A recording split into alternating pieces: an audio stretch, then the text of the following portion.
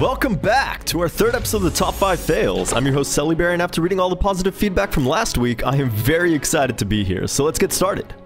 Our fifth fail belongs to CR93 on Syndra. CR pops the blue plant for some vision before deciding to take blue buff. The enemy team, however, have their own plans for that buff as the enemy blitz comes in and tries to hook it away. As we freeze the picture, we can see Syndra try to prevent the steal by force of willing the golem, but instead leaves herself wide open for the hook as blue team mercilessly take her down. CR is simply reminding us that a mid laner will do anything for a blue buff.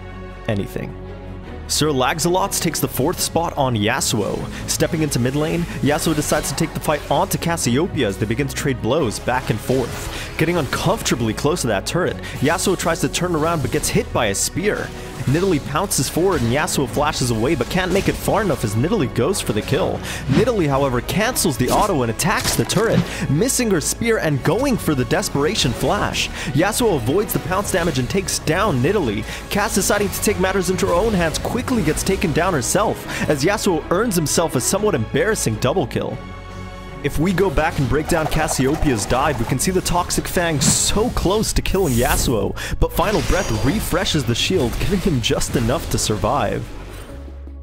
The third fail features Outfit on Fiora in the top lane against Ryze. Outfit, however, attracts some unwanted attention as Skarner and Kassadin move in for a dive. Kassadin will be the first to enter as he walks up towards Fiora but misses the Force Pulse.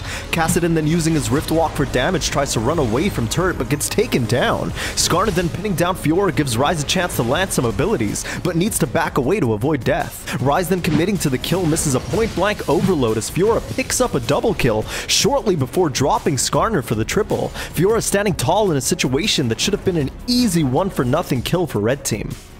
Fail number 2 is all about Narkill and the amount of bravery required to play Soraka top lane. Not only that, but they're laning against a Pantheon and are about to be ganked by a Kha'Zix. Pantheon moving forward sets up a stun for Kha'Zix as the deadly combo begin to wail on Soraka. Soraka, flashing away, manages to somehow take down Pantheon with the help of her minions as she begins to kite away from Kha'Zix.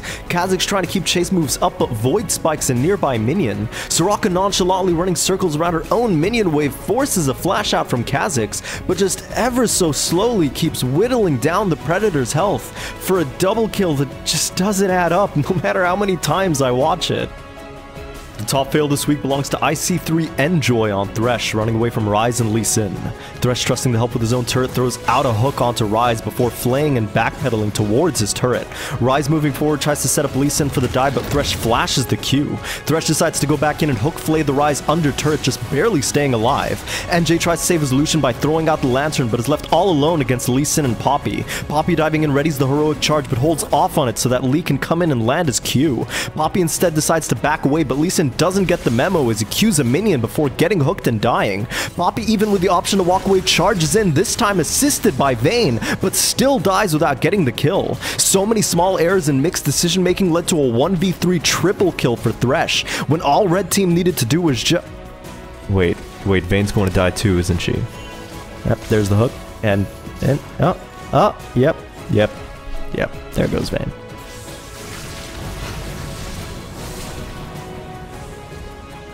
And of course, we have a bonus clip brought to us by Rocoso Espana on Lee Sin, going for a level 1 dive onto Katarina, but flashes the damage before his Q connects.